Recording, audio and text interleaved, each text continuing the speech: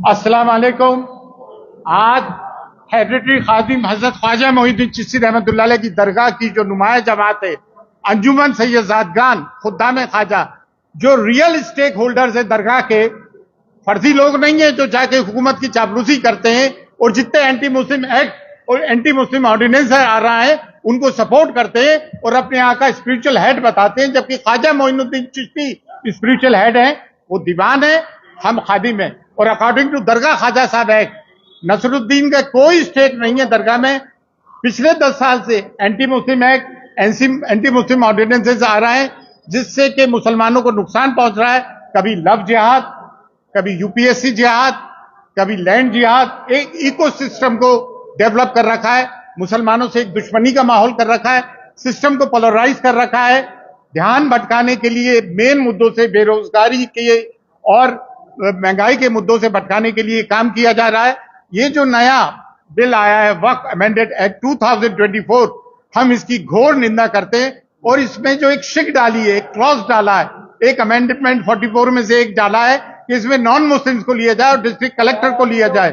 तो ये non Muslims का क्या है भाई? ये हमारा शरिया का पर्सनल मामला है। क्या हिंदू एंडोमेंट एक्ट में किसी नॉन हिंदू को ले सकते हैं? क्या सिखों के गुरुद्वारे में किसी नॉन सिख को ले सकते हैं? क्या क्रिश्चियन मिशनरी स्कूल्स में किसी नॉन क्रिश्चियन को ले सकते हैं? फिर हमारे मामले में मदाखलत क्यों?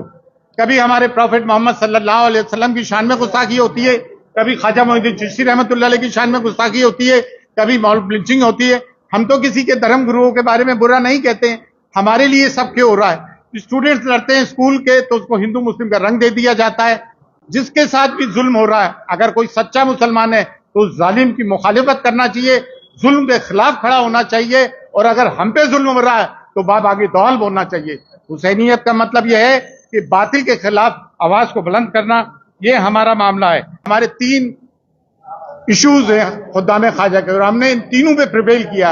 एक तो हमें हुब्बे वतनी है, वतन से मोहब्बत, यहाँ के सांप्रदायिक सौहार्द को हमने हमेशा प्रमोट किया है, डाइवर्सिटी कल्चर को हमने प्रमोट किया है, गंगा जमनी तहजीब को प्रमोट किया है, और आलम इंसानियत, आलम इस्लाम और दीनों मिल्लत पे जब भी परेशानी आई है हमने बोला है। मीडिया पे एक बात चल रही है कि औकाफ ने गवर्नमेंट के लैंड पे कब्जा किया, लेकिन हकीकत तो यह है कि गवर्नमेंट ने औकाफ की जगहों पे सरकारी दफ्तर बना रखे। झूठ बोला जा रहा है जमाने को, और दुनिया का सब में बड़ा औकाफ हिंदुस्तान का है, 2nd नंबर पे टर्की का आता है। तो ये जुल्म दर जुल्म होता रहेगा। पहले एनआरसी लाके हमारी जो है सिटीजनशिप छीनने का मंसूबा बनाया था, अब इससे हमारी संपत्तियों को छीनने का वो करा जा रहा है। देखिए, मुस्लिम कौम जागरूक हो गई है और हम अपनी संपत्ति को छीनने नहीं देंगे। अंग्रेजों की गुलामी करते थे, आज देशभक्ति का तमगा लेके घूम रहा है। जंग आजादी में तमाम कुर्बानियां, ज्यादातर कुर्बानियां हम मुसलमानों ने दी है। हम इस संशोधन बिल 2024 पर जो आपके विचार क्या है, किस तरीके से देखते हैं जो ये बिल आया है, इसमें आपको लोगों को नुकसान क्या है? देखिए, नुकसान तो ये है कि चाल चरित्र चेहरा गवर्नमेंट का सामने है। पिछले 10 साल से एंटी मुस्लिम एक्ट और एंटी मुस्लिम ऑर्डिनेंसेस लाए जा रहे हैं। एनआरसी से हमारी सिटीजनशिप छीनना चाहते थे, इससे हमारी मिल्कियत, लेकिन ये अच्छा हुआ तेजी में चली गई। लेकिन इसके अंदर हमारे लोगों का भी कसूर रहा है जो औकाफ में रहे। औकाफ राजस्थान किसी स्टेट का औकाफ बोर्ड हो या सेंट्रल वक्फ काउंसिल हो, गवर्नमेंट ही बनाती है और इसमें पिछ लगू मुसलमानों को डालती है। उन्होंने प्रॉपर्टी को खुद बुर्द किया। ये भ्रम फैलाया जा रहा है कि औकाफ ने गवर्नमेंट की जमीन पे कब्जा किया, जबकि हकीकत यह है कि औकाफ की जमीनों पे हुकूमत के दफ्तर मौजूद हैं और इतना कम किराया आता है जिससे ये औकाफ की प्रॉपर्टी से हम मुसलमानों का उत्थान हो सकता है, एजुकेशन की फील्ड में, मेडिकल फील्ड में। इससे देश का भी भला होगा, देश की भी उन्नति होगी।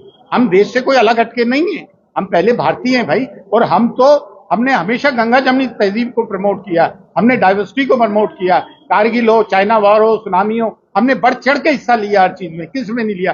दीवान आले रसूल अली खान जो पाकिस्तान भाग गया था और कानून के हिसाब से उसकी प्रॉपर्टी को एनिमी प्रॉपर्टी डिक्लेयर करना चाहिए, एक कानून है।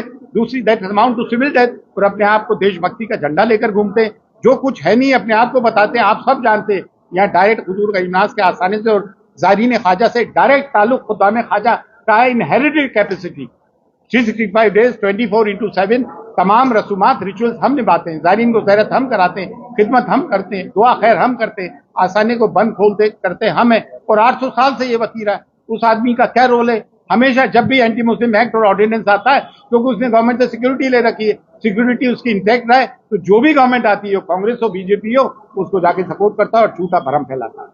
कोर्ट के आदेश से आप उसको पैसे भी देते ही सालाना।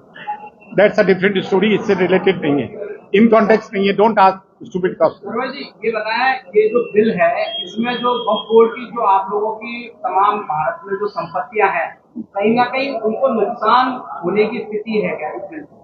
देखिए, हमें गवर्नमेंट की, मौजूदा गवर्नमेंट की इन कॉन्टेक्स्ट और मुस्लिम किसी भी बात पे विश्वास नहीं है। हर ये वो एक्ट ऑर्डिनेंस लाए जिससे कि दूसरों का अपीसमेंट होता है, तुष्टीकरण होता है। इसमें हमारा कौन सा तुष्टीकरण अपीसमेंट है?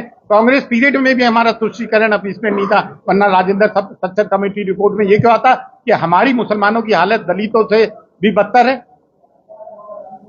That's all. Thanks a lot.